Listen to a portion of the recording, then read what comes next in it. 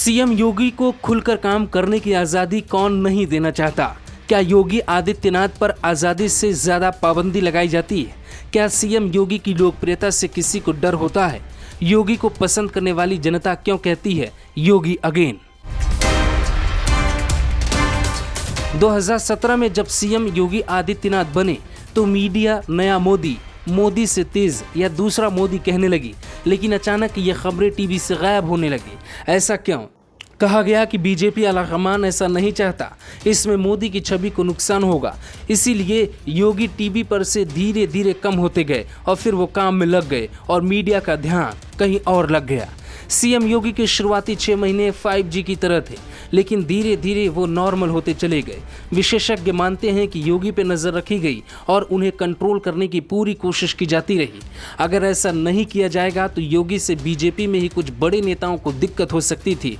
योगी की लोकप्रियता सिर्फ भारत में ही नहीं बल्कि दुनिया में भी है। योगी आदित्यनाथ और पीएम मोदी को लेकर 2 बातें अक्सर आपने कहते हुए लोगों को सुना होगा। पहली बात, लोग कहते हैं कि पीएम मोदी के बाद अगर बीजेपी में कोई नेता पीएम कैंडिडेट है तो वो सीएम योगी ही हो सकते हैं, और दूसरा ये कि पीएम के बाद सबसे ज़्यादा लोकप्रिय सीएम योगी। फिर अमित शाह कहाँ हैं? क्या अमित शाह पीएम मोदी के बाद पीएम नहीं बनना चाहते?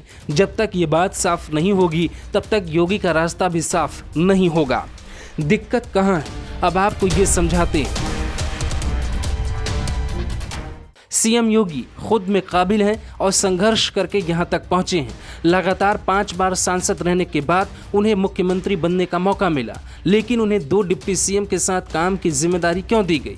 डिप्टी सीएम वाला फॉर्मूला इसलिए बहुत कारगर नहीं होगा क्योंकि केशव प्रसाद खुद सीएम बनना चाहते थे, लेकिन उन्हें डिप्टी सीएम बना दिया गया। उन्हें योगी से नीचे बैठा दिया गया, जबकि केशव ये कभी नहीं चाहते थे। योगी ने अपने 4 साल में कई बेमिसाल काम किए, जिसकी तारीफ आपको भी करनी चाहिए। बड़े अपराधियों को साइड कर यूपी में ऑर्गेनिक क्राइम को कम किया गया, या कहिए तो अपराधियों ने खुद एनकाउंटर और कार्रवाई के डर से थाने में सरेंडर किया। लेकिन राम मंदिर के बाद क्या बीजेपी में योगी की जरूरत उतनी ही है जितनी पहले थी, जिस स्तर पे तब हुआ करती थी? Special report, global Bharat TV.